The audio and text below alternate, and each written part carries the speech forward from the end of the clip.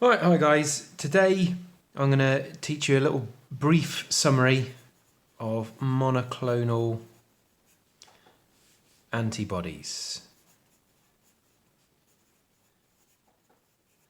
Okay, let's break down the word monoclonal first. Mono meaning one, okay, and clonal meaning cloned, okay, or copied. And you should already know that an antibody is a protein, okay, that is used by the body to fight off pathogens. Okay, and it does that in a couple of ways. I'm not going to go into those because you should know about them already. So let's firstly then talk about how we make a monoclonal antibody. Well, the first thing that we need to do is, in the lab, I have a little mouse. Okay, here he is. His little nose. Okay, and what we're going to do to the mouse is we're going to stimulate his immune system.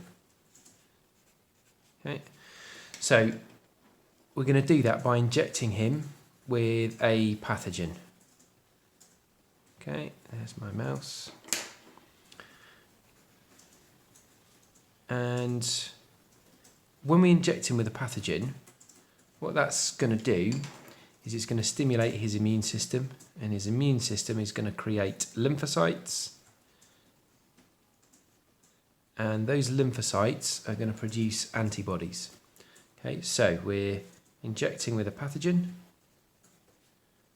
inject with pathogen, okay, and he will produce B lymphocytes. Okay, they're going to be specific. They're going to produce an antibody that is specific to fighting the pathogen that we've put in there. Okay, now that means then that Gerald here, the mouse, is going to be able to fight off the pathogen that we've put inside him. Okay, so that's going to be great for him, but it doesn't actually help us that much.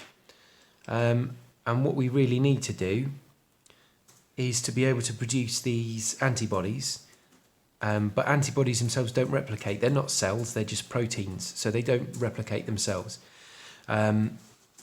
So what we then need to do is to take a cell that can reproduce, and we're going to take, that looks like a pair of eyes at the moment, what we're going to do is take some cells from a tumour.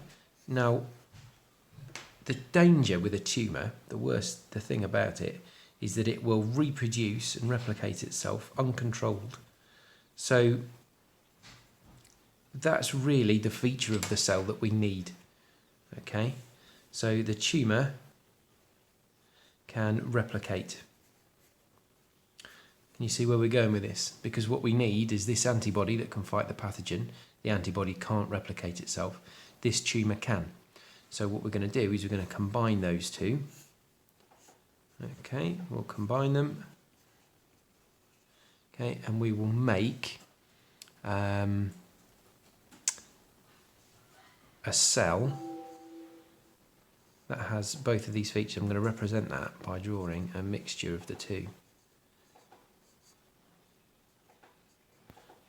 Okay.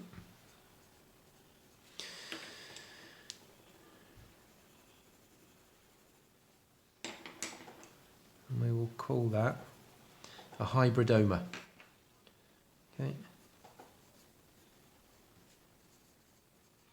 Okay, and that means that it's a hybrid. It's a combination of the lymphocytes that are produced by Gerald, and they are, and also the tumour.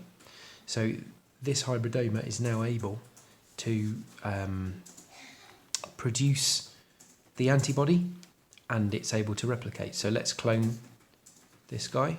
We'll clone them, okay, and produce lots of little ones. Just a few quite quickly. Okay.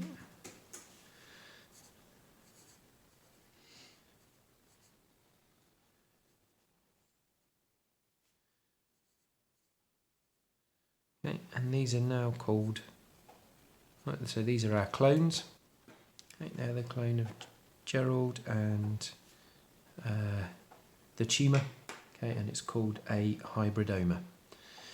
These, okay, can produce antibodies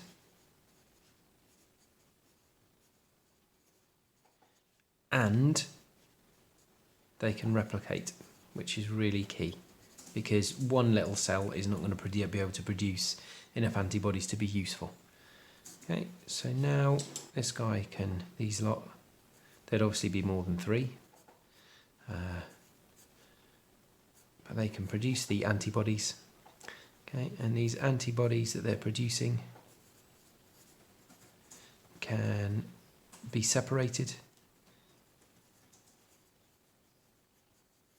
purified, and used. Okay, so that's how we produce monoclonal antibodies. And they're called monoclonal because they come from one original hybridoma, okay, one original cell, and they're antibodies.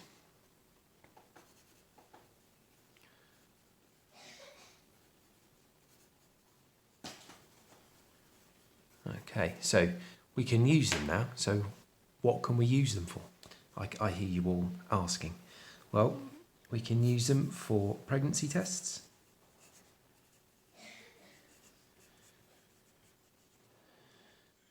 Which look like this.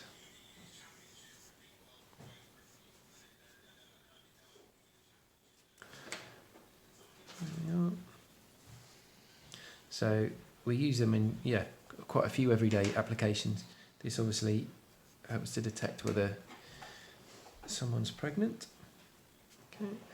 We can use them to diagnose diseases.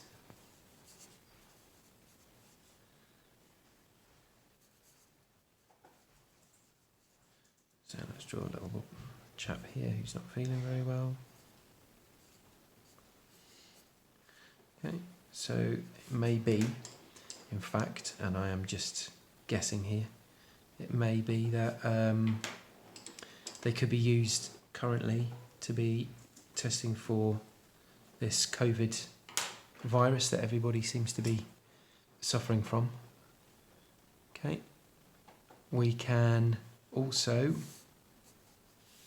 use them to monitor hormone levels, and that's particularly important for detecting diseases like HIV, but also for testing athletes. Okay,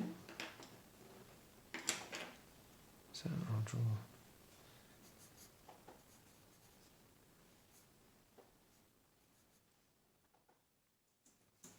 a guy about to throw a javelin, because that's about as much as I can manage right now. There we go.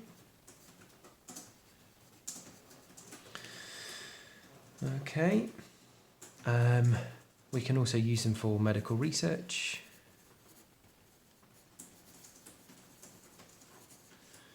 So let's draw a little guy in a white lab coat.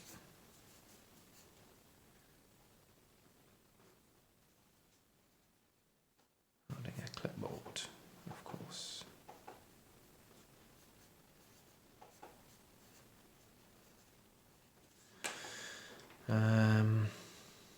And finally, we can use them to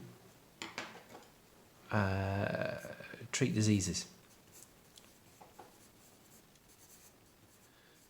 This has not been quite as taken up as was expected, because there are several difficulties, none of which I'm going to go into right now because you don't need to know right now.